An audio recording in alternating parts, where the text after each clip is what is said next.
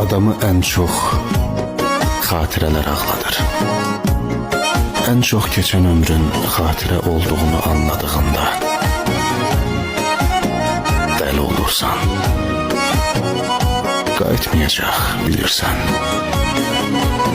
Və özünə çəkilib hər gün, hər saat gəlməyənlərin həsrətini çəkirsən.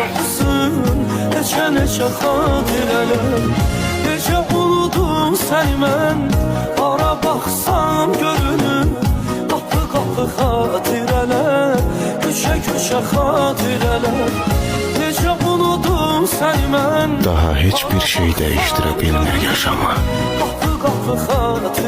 Və nəyə əlini uzatsan, uzaq, uzaq, uzaq.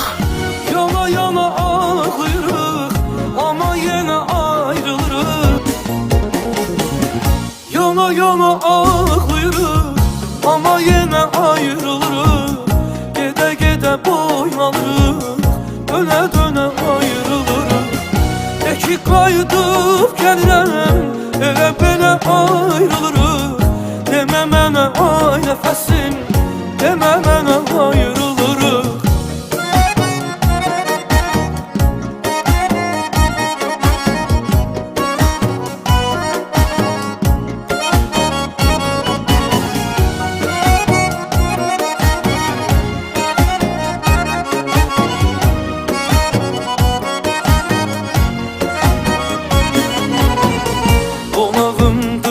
Deyəsən, gecə-gecə xatirələr döyür eşqin qapısın, neçə xatirələr.